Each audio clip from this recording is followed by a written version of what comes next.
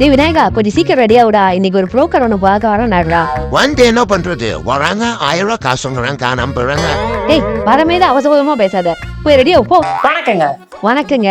என் பையனுக்கு தான் பொண்ணு பார்க்கணும். பையன் கூட பிறந்தீங்க ஒரே ஒருத்தர். அப்பா அம்மா, வீடு, சொந்த வீடு, கொஞ்சம் லேண்ட் இருக்கு. வீட்டுக்கு தேவையான எல்லா சாமானும் இருக்கு. அதுக்கேத்த மாதிரி ஒரு நல்ல பொண்ணா பாருங்க. அது பத்தினா கவலையே படாதீங்க. ரவீந்திரன் என்கிட்ட சொல்ல மாதிரியே சொல்லிட்டாரு எல்லாம் தெளிவா. என்னை பொறுத்த வரைக்கும் ஒன்னே ஒண்ணுதான், எனக்கு வந்து பொண்ணோ மாப்பிளையோ ஜாதகன்னு வந்தா கல்யாணம் பண்ணிக்கிறது தான் முதல் இது. எங்கீங்க ஸ்டார்டிங்ல தான் இப்படி பேசுறீங்க, அதுக்கப்புறம் எந்த பொண்ணும் செட் ஆக மாட்டேது. இதனால என் பையனே ஒரு மாதிரி வெறுத்து போயிட்டாங்க. அது இப்பெல்லாம் வர அந்த பணத்துக்காகவே நிறைய பேர் பொண்ணு பாக்குறங்கிற பேர்ல ஆளுங்களை ஏமாத்துறாங்க. அது வேணா நெசந்தாங்க. உண்மையிலேயே நானே ஒரு 2 லட்சம் ரூபாய்க்கு மேல இதுக்காகவே செலவு பண்ணிருப்பேன். நம்மளை பொறுத்த வரைக்கும் அப்படி எல்லாம் கிடையவே கிடையாது. நல்லதுங்க. அப்படியே என் பையனுக்கு ஒரு நல்ல பொண்ணா செட் பண்ணி விட்டீங்களா? உங்களுக்கு என்ன செய்யணுமோ அதை நான் செஞ்சு விட்டுருவாங்க. அது பாத்துக்கலாம். முதல்ல தம்பி வர சொல்லுங்க. டேய் விநாயகா, இங்க வாடா. இதோ வந்துட்டம்மா. வணக்கம் ஐயா. வணக்கம் தம்பி. இவன் தாங்க என் பையன், பேரு விநாயகன். பையன் கொஞ்சம் பார்க்க குண்டா இருக்கிறதுனால எந்த பொண்ணு செட் ஆகவே மாட்டேதுன்னு வர புரோக்கர்லாம் இதே வார்த்தை சொல்றாங்க. அட நீங்க வேற, நான் இதோட உரப்பான ஆளுக்கெல்லாம் பார்த்து பொண்ணு கல்யாணம் பண்ணி வச்சிருக்கேன். அதெல்லாம் நீங்க கவலையே படாதீங்க. இல்லைங்க, இவன் செல்ல புள்ள, எதனாலும் கொஞ்சம் எக்ஸ்ட்ராவே சாப்பிடக்கூடிய ஆளு. அதனாலே உடம்பு கொஞ்சம் ஏறி போச்சு. வரவங்க எல்லாரும் இதே சொல்றாங்க. தம்பிக்கு வந்து பாத்தீங்க அப்படின்னா உடம்பு வாக்குக்கு ஏற்ற மாதிரி ஒரு 2 பொண்ணு இருக்கு. அதுதான் செட் ஆகும். நம்ம போய் ஏதோ தானே போய் கூட்டு போய் காட்டக்கூடாது இல்ல. ஆமாங்க, தம்பி ஆல்ரெடி ரொம்ப மனசொடிச்சு போயிட்டாரு. அதனால ஒரு நல்ல பொண்ணா பார்த்து சொல்லுங்க. உங்களுக்கு நான் என்ன சிறப்பா பண்ணுமோ அதை நான் பண்ணி தந்துடுறேன். நான் போயிட்டு அந்த 2 பொண்ணுட்லயே பாக்குறேன். நல்லதுங்க, பார்த்துட்டு சொல்லுங்க. நாங்களும் பையனை கூட்டு போய் காட்டுறோம். ஓகேனா ஜாதகம் பார்த்துட்டு உடனே கல்யாணம் பண்ணிக்கிறது தான். சரிங்க, வெறும் ஜாதகமா கொடுக்க கூடாது. நீங்களே பார்த்து என்ன கொடுக்குறீங்களோ கொடுங்க. எவ்வளவுங்க கொடுக்கணும் நீங்களே சொல்லுங்களேன். போய் நான் ஒரு இடத்துல போய் ஜாதகம் வாங்குறதுனாவே மினிமம் 2000 ரூபாய் வாங்குவாங்க. 2000 ரொம்ப அதிகங்க. நான் ஒரு 500 ரூபாய் தரேன். என்னங்க நீங்க போய் ஜாதகம்னு வாங்கினாவே 2000 தாங்க மினிமம் வாங்குறது. நான் வேணா ஒரு 1000 ரூபாய் தரேன். சரி கொடுங்க. 1 week later. சொல்லுங்கம்மா. நீங்க ஜாதகம் வாங்கிட்டு போய் 1 வாரம் ஆகுது, 2 பொண்ணு இருக்குது, நீங்க எதுவுமே சொல்ல மாட்டேங்கிறீங்க. மாப்பிள்ளையோட போட்டோ காட்டினேன். மாப்பிள்ளை கொஞ்சம் குண்டா இருக்காராம், அதான் யோசிக்கிறாங்க. ஏங்க நான் தான் தெளிவா சொல்லிட்டுலங்க, என் பையன் இப்படித்தான் இருப்பான், அதுக்கேத்த மாதிரி பொண்ணு இருக்குன்னு நீங்க தாங்க சொன்னீங்க. இப்ப திருப்பி வந்து என் பையன் குண்டாதான் இருக்கானா, என்னங்க நியாயம்? அதுக்காக நீங்க வருத்தப்படாதீங்க. இந்த 2 இடத்துல பொண்ணு இருக்குது, அது நம்ம போய் பேசணும். நீங்க பார்த்து ஒரு 1000 ரூபாய் காசு அனுப்பி போட்டீங்களா, நான் போய் அங்க போய் பேசிட்டு வந்துருவேன். நீங்க திருப்பி 1000 ரூபாயா? ஏற்கனவே 2 பொண்ணு இருக்குன்னு சொல்லிட்டு 1000 ரூபாய் காசு வாங்குறீங்க. நான் மத்தங்க மாதிரி காசுக்கு வேலை செய்யறவனா கிடையாதுமா. ஜாதகன்னு வந்தா கல்யாணம் பண்ணி வச்சுட்டு தான் நான் காசே வாங்கக்கூடிய ஆளு. என்ன பொண்ணு கொஞ்சம் தூரமா இருக்குதுன்னு சொல்லிட்டு ஒரு 1000 ரூபாய் கேட்கறேன். அனுப்பிவிடுங்க, நான் போய் அது போய் பேசுறேன். சரி அனுப்பிடுறேங்க. என் பையன் குண்டாதான் இருப்பான், அதுக்கேத்த மாதிரி ஒரு நல்ல பொண்ணா பாருங்க. 2000 ரூபாய் கேட்டு 1000 ரூபாய் அனுப்புற, அப்புறம் இப்படித்தான் வாங்க முடியும். அம்மா பசிக்குதுமா, கொஞ்சம் கொல்லுக்கிட்டு எடுத்துமா. இப்ப இது மட்டும் தான் குறை. ஊர்ல உதவாக்கறதான் ஆளுக்காக ஒரு பொண்ணை கூட்டு வருது. இது என்னன்னா என்ன அம்மா கொல்லுக்கட்டை எடுத்து வைமான்னு ஏன் உயிரை வாங்கு. உனக்கெல்லாம் கல்யாணம் பண்ணிக்கிறதுல ஏன் உசுறு போகுது போ.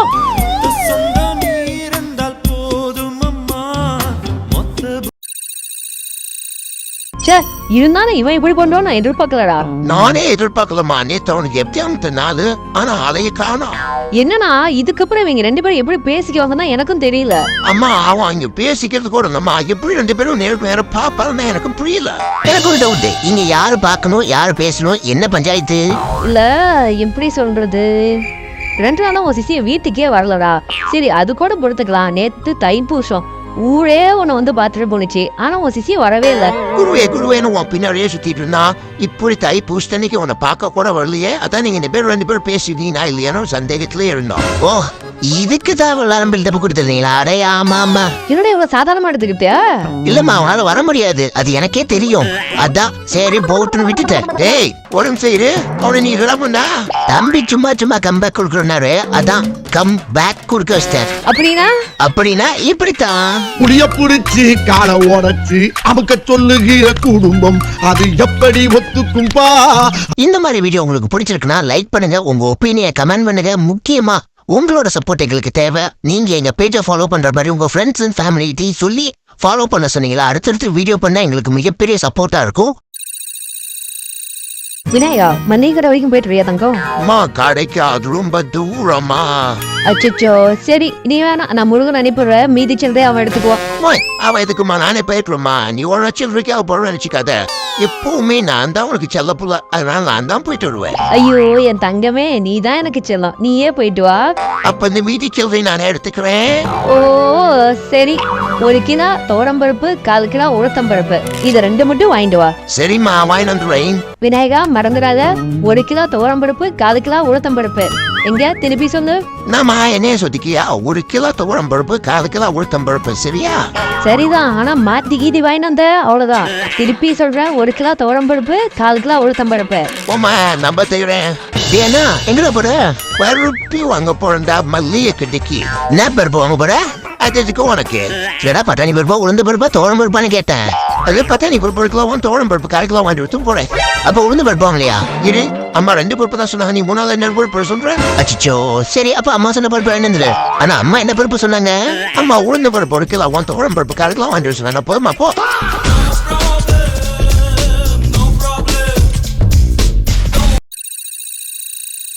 குணாதா போலாமா? இந்த இரு சிசியா வந்துட்டேன். சீக்கிரம் வாங்க. அம்மா வெளியே போயிட்டு வந்துடுறேன். டேய் எவ்வளவு நேரத்துல வருவ? ஏமா இன்னும் கிளம்பவே இல்ல, அதுக்குள்ள எப்போ வரும் நான் கேட்பேன். ஏன்டா பேச மாட்டேன்? வீட்டுல ஒரு வேலை செய்யறதுல எப்ப பார்த்தாலும் வெளியதான் சுத்திட்டு இருக்கிற. ஏதோ ஒரு 2 வாரம் தண்ணி பிடிச்சி விட்டுருப்போம்னு பார்த்தா குருவே தண்ணி பிடிச்சி கொடுத்து வந்துருங்க, இல்ல இதுக்கு வேற திட்டுவாங்க. சரி குடுமா, நான் போய் பிடிச்சிட்டு வரேன். இல்ல நீ ரெடி ஆயிட்ட, அதனால உன் ட்ரெஸ் ஈரமாயிரும், நீ கிளம்பு. விநாயகா இங்க கொஞ்சம் வாரா. என்ன மோய்? 2 குடம் தண்ணி பிடிச்சிடா குட்டி. நான் சொன்னா பத்தியா போங்க அண்ணனை கூப்பிடுறாங்க. ஏமோய் அந்த ஓட்ட போடுது. டேய் வேணாண்டா, அப்புறம் துணி ஈரமாயி போச்சுன்னா நீ ஏன்ட்ட சந்தைக்கு விடுவ? ஏமோய் உடுமாய், அவன் தண்ணி மொல்லட்டுமா, வேற செய்ய பண்ண நீயே கொடுக்குறா. டேய் அவன் வெளியே போறானாடா, துணி ஈரமாயி போச்சுன்னா அப்புறம் என்ன பண்றது? மா அதான் அவன் பாத்துக்கோமா, நீ ஏமா ஒருத்த போடுற? டேய் தம்பி துணி ஈரமாவும் தண்ணி மொல்லு. எனக்கு தெரியும் நீ வேலையை படுற. டேய் இப்ப ஏன் நான் அவன்கிட்ட போச்சுக்கிற? அவன் நல்லது தானே சொல்றான். பாத்தீங்களா எப்படி பெரிய பிள்ளை காப்பாத்துறாங்கன்னு? இதுக்குதான் ஃபர்ஸ்ட் தண்ணி பிடிங்கன்னு சொன்னது. இப்ப பாரு, என்னத்தான் இருந்தாலும் உன் பெரிய பையனை விட்டு தர மாட்டேன்ல, வேலை வாங்குறது மட்டும் தான் உனக்கு சின்ன பையன் தேவைப்படுறான். நானோட ஒண்ணு முதல்ல சொன்னேன், உன் துணி ஈரமாயிருமேன்னு சொல்லி நான் பெரியவன்ட்டு தானே முதல்ல சொன்னேன். நீயா தானே கொடுத்து புடிட்டு போனா. ஏமோய் என்கிட்டயே வாமா, நான் வெளியே போறேன்னு தெரிஞ்சு உன் பெரிய பையனை கூப்பிட்டு அவன் வேலை செய்யாம கிளம்புறான்னு காட்டுறதுக்காக தானே நீ இப்ப அவனை கூப்பிட்ட. பாரா விநாயகா எப்படி பேசுறான்ட்டு வாயிருக்குன்னு. பாத்தியா வாத்தியாரு, சின்ன பையன் வேலை செய்யறானா அதை உங்ககிட்ட குத்தி காட்டுறதாவே சொல்றாங்க.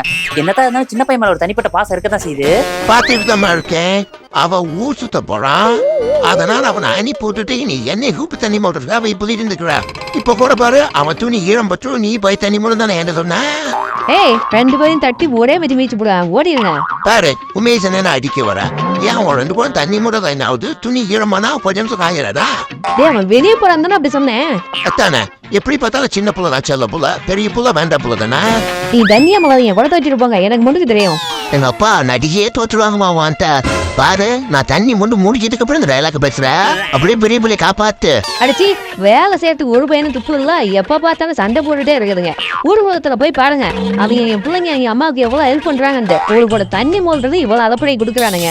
இதெல்லாம் அவனுக்கு செல்ல இவனுக்கு செல்லன்னு வேற. இப்படியே பேசுனீங்கன்னா சோத்திர விச வச்சிருவேன், ஞாபகம் வச்சுக்கோங்க. பிள்ளைய பெத்தா கண்ணீரு பெத்தவன் மனமே பித்தம்மா.